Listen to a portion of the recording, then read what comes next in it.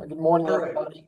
My name is Jeff Greenwell. I work with Hillsborough County Public Utilities. I've been there about 7 years. Prior to that, I worked for the Department of Environmental Protection, and I was the Water Facilities Administrator in the Southwest District. During that period, I was the chair of the policy board for both the Tampa Bay and the Sarasota Bay Estuary Program. And I also worked very closely with our senior scientist at the time, Charles Kovich, to craft the reasonable assurance documents that we put in place through the Nitrogen Management Consortium. For those of you that aren't aware of what the Nitrogen Management Consortium is, it's a public-private partnership that the Tampa Bay Estuary Program was instrumental in pulling together, which has been in large part what sort of at least helped us hold the line there in Tampa Bay with regard to nutrient loading. But today I'm going to talk a little bit about advanced wastewater treatment in Tampa Bay and the history of what's occurred there. Pull the next slide. So there was originally, most people really know more about what they call the Grizzle Act, but there was originally an act called the Grizzle Wilson Act. It actually covered the same waters, St. Joseph Sound to Charlotte Harbor, and it required water treatment facilities to convert to advanced treatment. It was enacted in 1972, but the deadline was 1984. And you can see there's a picture of Tampa Bay at the time, or a little later, late 70s, I believe, where you see that macrophyte literally growing off the surface of the bay there. It was subsequently repealed in 1981. There's probably a good lesson to be learned there when we put these types of water quality initiatives in place. Maybe too much time is not necessarily a good thing. But in any event, I wanted to make note that the city of Tampa's Howard F. Curran plant did go to AWT in 1979, and the reason I want you to know that is later on we'll see the effect of that. Next slide. So subsequent to the repeal of the Grizzle Wilson Act, Mary Grizzle and another senator, Mary Figg, started trying to get the requirements back in place. It literally took them 6 years. They made repeated tries to do that, but they ultimately were able to do it. And again, they required all the surface water dischargers to convert to advanced waste treatment. The one thing that they really added to that act was all these discharges were presumed allowable if they could meet those standards. And they also shortened the deadline. They made the deadline only 3 years long. And while some plants were able to do it within 3 years, others weren't. And they simply went under consent order with the department. And then most of them were done by 91 or 92. So most of them were able to implement within about 5 years. Next slide. The treatment levels, just to give you a sort of frame of the treatment levels prior to somewhere over the mid-70s, a lot of wastewater plants didn't even meet secondary. They did what we call primary. That's not even an allowable standard anymore. Primary is where they literally just remove the solids and don't really do anything else to the wastewater. Secondary is where they bring the CBOD and the TSS down to an annual average of 20 milligrams per liter. But what you'll notice about secondary is there are no nutrient limits associated with secondary effluent, either nitrogen or phosphorus. Advanced waste treatment has a much more prescriptive requirement. It requires 5 milligram per liter of CBOD and TSS, as well as a 3 milligram per liter total nitrogen and a 1 milligram per liter of total phosphorus. The one thing to note is when you go through these conversions and you hit these target numbers like a 3, which most plants will do, a third, 2/3 of that or half of that, that's going to be 100% organic nitrogen. So that's a really key aspect of advanced waste treatment. It is not really bioavailable in that form. It has to reconvert to inorganic nitrogen to actually be bioavailable again. And then the last treatment level that's identified in the Department of Rules is full treatment. Full treatment is what typically is going to be used for indirect potable reuse.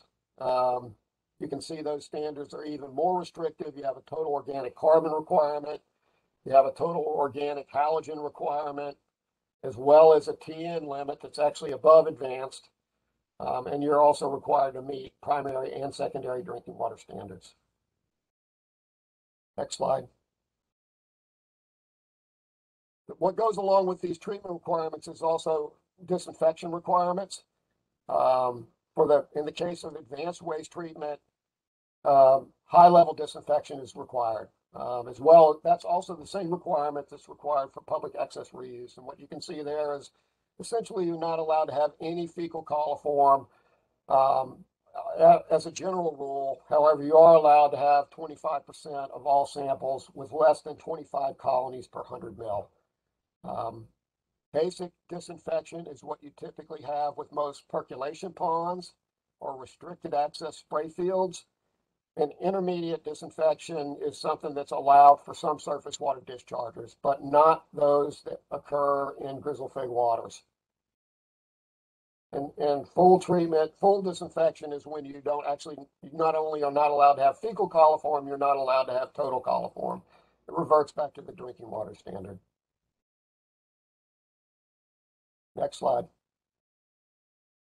So here's what happened when Tampa Bay and other areas went to advanced waste treatment. And what we've got over here on the right of this slide is a red light, red light or traffic light type scenario for chlorophyll A levels in the bay.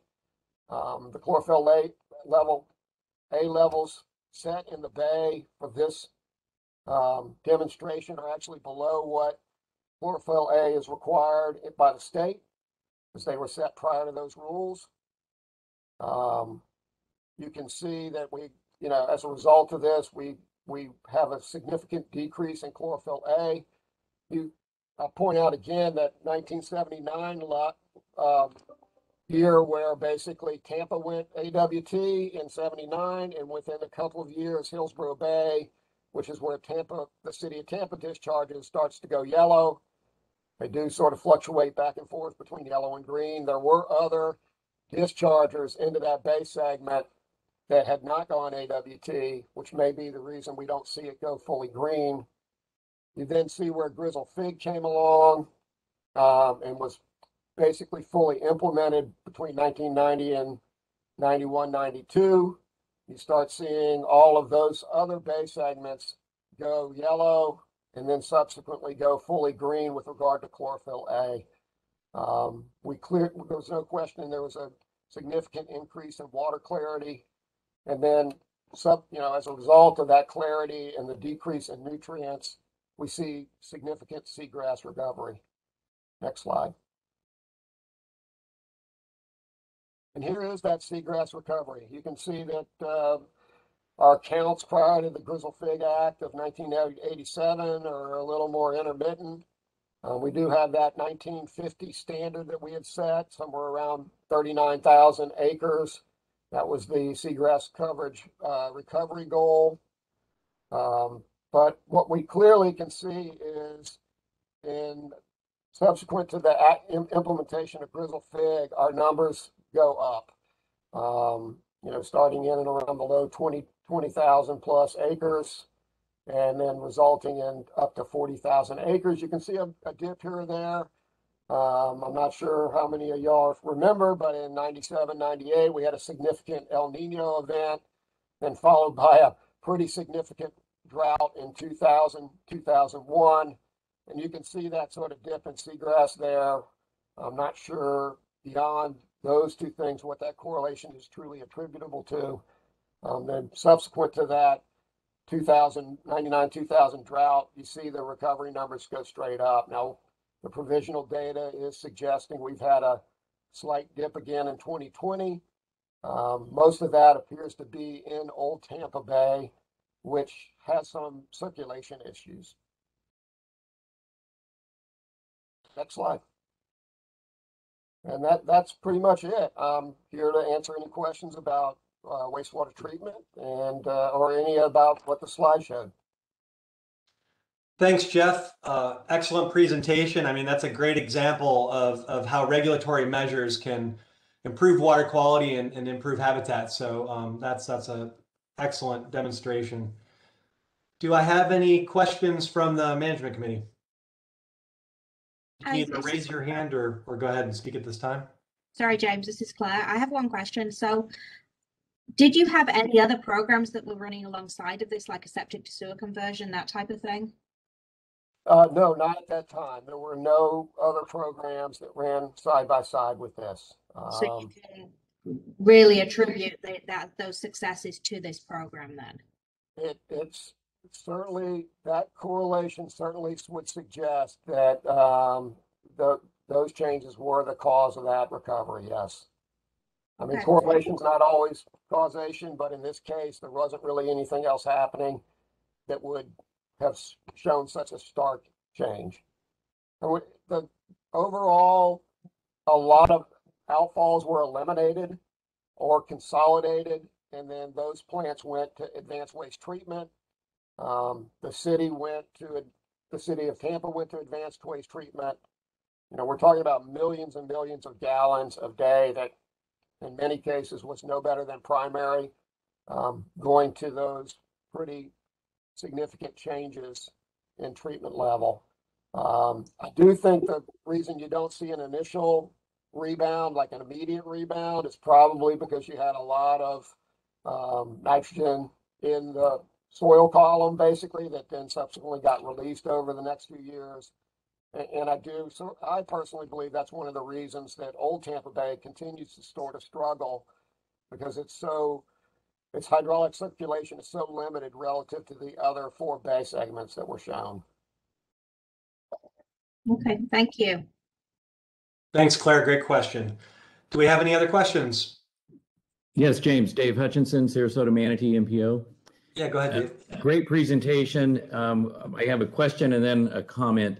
The question is, did any or what % of the facilities have gone to the highest level of treatment? And I guess my comment is, you know, imagine if they hadn't gone back in and imposed these new restrictions, either with the population growth, you know, would have been a real mess, or literally, or we might not have had the population growth because people might not want to be here. Right. No, absolutely. Well, anybody who continued to discharge had to go to the advanced waste treatment requirement. Some folks chose to go a different route. St. Pete, for example, went to deep well injection. So they got out of the watershed altogether. They went public access reuse, deep well injection. Other folks went to a lot, they did a mixture of both. They went to a lot of advanced waste treatment because they didn't expand their outfalls. They did advanced waste treatment since they couldn't get an expansion of their outfall, but they also did public access reuse as well. So they did a combination of the two. So then their public access reuse was also advanced treated wastewater. And I'm sure everybody here is aware that of Senate Bill 64 that's passed and I think been signed now, that requires the elimination of all outfalls that can't be deemed beneficially reuse by 2032. That went through this year. Thanks, Jeff. I just wanted to make one comment, and kind of a question. Are you guys monitoring the groundwater in the areas where you have the wastewater plant and where reuse is used? Yeah, wastewater. There are groundwater monitoring requirements for public access reuse systems. In my experience, I have never seen, when I was at DEP or at the county, I've never seen wastewater being influencing the groundwater in a way that would be of significant concern. Typically, what I have seen is that fertilizer application is a much more prevalent impact on groundwater than wastewater applications. Thanks, Jeff. The reason I ask is because on Sanibel Island, the wastewater treatment plant that the city operates is secondary. They're in the process of converting it to advanced wastewater treatment. but there was a study that was done by the SCCF Marine Lab in conjunction with the city's Natural Resource Department that found that the reuse being used from secondary treatment on the golf courses and many of the multifamily residential properties, condos and such, we found that the groundwater was actually being impacted. There was a pretty significant load that was actually leaving the island from groundwater because of the reuse water. So just didn't know if you guys had any data before you moved to advanced wastewater treatment, because reuse wasn't really that popular, before you guys went to AWT. So that's correct. And we don't really have data on that. And we're AWT, so it's hard to know. I mean, I think the thing with regard to that is, and I'm sure, Sanibel's a pretty narrow island, for one thing. So I could see that occurring with that kind of a layout. Basically, I think there are some tracers that have become more and more acceptable. I don't know how many septic systems are on Sanibel, if any. But a handful that are remaining. I'm sorry, what was that? Just a handful that are remaining. Yeah. So, that sort of rules out trying to parse out and, basically figure out where it's coming from.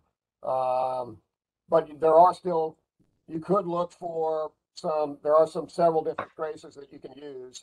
I think gadolinium is one of them, if I remember correct, which is one that a contrast dye that gets used in folks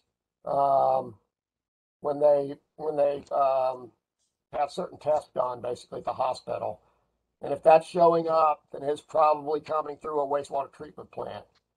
Otherwise, it's hard to sort of speciate whether it's coming from your wastewater plant or whether it's coming from somebody who maybe thinks putting, if it says, whatever, a cup per gallon is good, then 2 cups per gallon of fertilizer must be better. Right. But the one way to really sort of tease it out, those ratios are there. Another one potentially would be, it's hard. This one's not very good if you have a lot of septic tanks, but another one is basically sucralose. Sucralose is another good tracer if you don't have septic tanks. If you have septic tanks, sucralose is not going to be good at all, because basically sucralose is a straight up pass through, whether it's a wastewater plant or a septic tank. It's going to go right into the groundwater and it's going to be there either way. But you could possibly, since you don't have septic tanks, you could possibly look at your ratio of sucralose based on what's in the wastewater, and you could back that out. Excellent. Thanks, Jeff. Yeah, we should definitely take advantage of Jeff's time. We have, looks like we have plenty of time before the next agenda item. So if we have any questions, go ahead and keep the discussion going. Hey, James, this is Holly Milbrandt with the City of Sanibel. I do have one follow-up question. You already alluded to the city's converting their wastewater treatment plant to advanced. We're about 90% complete. So just a couple more months to go, which is really exciting. The project cost for that was over $20 million, and the city was able to secure some legislative appropriations and other grants for a portion of that. But I was just curious, Jeff, if at the time there were dollars available for plants in Tampa, or if they were doing those upgrades at their own expense. I think they did upgrades at their own expense, but I don't know that for sure. That's one that sort of predates me to the point that I do not know the answer to that, but I'm pretty sure they did most of that on their own. Now, a lot of the Sarasota plants went under the Grizzle Wilson Act. Sarasota County plants, I think the city might have gone under that. The Tampa Bay folks sort of held out. So I'm not sure what if any monies were allocated towards that. All right, we have a question in chat that I'm going to read for Jeff Devine that says, how does the reduced allowable PPPM limits compare to the total estimated releases related to population growth and total volume being treated compared to pre-treatment and lower population? And then he adds, in terms of total tons of released nutrients per year. Do you want me to restate that? It's a long question, but basically, how does the reduced allowable ppm limits compare to the total estimated releases? TPM, I'm not sure I follow what he means by TPM. So parts per million? Oh, ppm, I'm sorry. Okay, that, I do not know how to really respond to that. I mean, basically, there was a significant reduction. You had millions of gallons going in largely untreated from a reduction perspective. So you would have been, if you were doing primary with primary, even secondary, you could have had TN in the 26, easily 26 to 40 range ppm. Now you're in the sub 3 range for ppm for TN. So I mean, is that sort of what you think he's looking for, Jennifer? I'm not sure. There wasn't really data on that from that perspective. But basically we know that most wastewater plants receive raw wastewater somewhere between 35 and 48 ppm of TN, typically in ammonia or a TKN form. Through the AWT process, it's getting converted and, you know, transferred from that media to something else all the way down to sub 3. Does that answer the question? I would assume so, but Jeff, if you're able to unmute, I've tried to unmute you, but on your end, it seems it's still muted. So if you want to chime in, feel free. This is Jeff. So my question, I guess, is more related to population growth. So pre-treatment, if we're at 30 to 40 ppm, the net gain by the environment from untreated sewage is 30 to 40 ppm per million gallons or per whatever volume of based on the population. Population has grown significantly, even though we've since reduced that ppm limit. So is there a net decrease to discharge to Tampa Bay, even though we've increased the gallons of sewage being treated, or are we essentially keeping it at a level consistent with pre-treatment, just offsetting the population growth? I'm not sure what you mean by pre-treatment. You mean advanced treatment? So back in the 60s and 70s, when there was only primary treatment, so you said that only the actual solids were being removed. Right. So that's correct. And then through Grizzle, Fig, and Wilson, they went to this 5531 requirement. And even before that, there was a requirement to meet secondary in the 80s. I mean, that the what was originally the pollution control that subsequently became Department of Environmental Regulation and then subsequently became DEP, the feds and all put those requirements in. I mean, that's where the 2020 number came from for secondary treatment. So somewhere in there, everybody was required to do secondary, probably by the late 70s, I believe. So are the reductions in nutrient discharges keeping up with the increase in population? So the reduction, are they hydraulically? I would say yes. There was a TMDL established in '96, and the state deems Tampa Bay to remain in compliance with that, even though we've seen considerable growth in the area. So those wastewater plants all got loads under that through the reasonable assurance document I spoke about, and they are maintaining those loads. Those loads are, and then the stormwater side is being evaluated through a hydraulic evaluation based on when those loads were established in 1996 and what the hydraulic loading to the bay was at the time. So if in a drier year, those loads are allowed to go down, and in a wetter year, those loads are allowed to go back up around that original number that was established in 1996. Now, I think some of it is about the ability to hold the line. Some of that is about the fact that maybe the numbers were a little more restrictive than they needed to be, which is not a bad thing. Some of it is our stormwater treatment has gotten better, and I personally think it still has a ways to go, but it has gotten a lot better. So I think that they have been able to hold the line, Jeff. So yeah. Okay, thank you. They have. I think that answers what I was trying to get. Gotcha. Do we have any more questions? If not, I have one more question for Jeff. So Jeff, as we're trying to get more communities to move to advanced wastewater treatment, or at least, convert from septic to central sewer, have you guys done any cost benefit to, based on the, before and after photos, of Tampa Bay? Obviously, it was a tremendous benefit to the resources. And of course, being a tourism-based economy along the coast, it's a huge benefit. Have you guys done any studies to look at the cost benefit?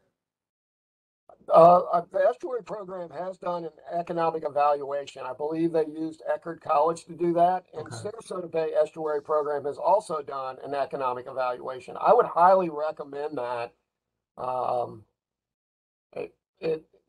The resource is invaluable on all levels. I mean, some of them, not ones I have a lot of interest in, like real estate, but regardless, all levels.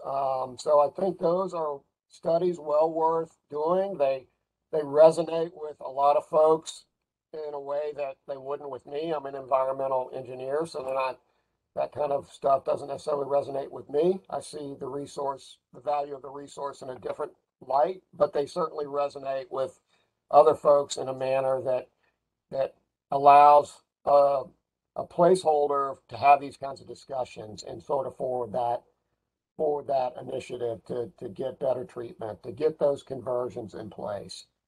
I think, you guys are scientists, y'all all know it's a big mass balance, right? It's a mass balance. It's not disappearing, but you're managing it in a different way.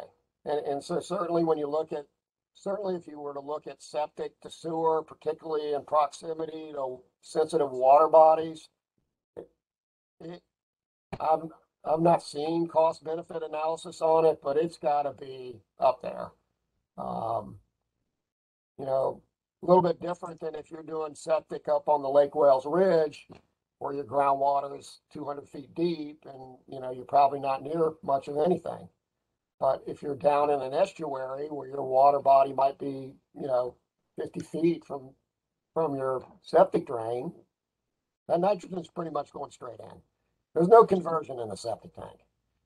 So I think the idea of an economic evaluation of the value of the resource is just so valuable when you're talking to folks that tend to think more in dollars and cents and less in restoration and reclamation.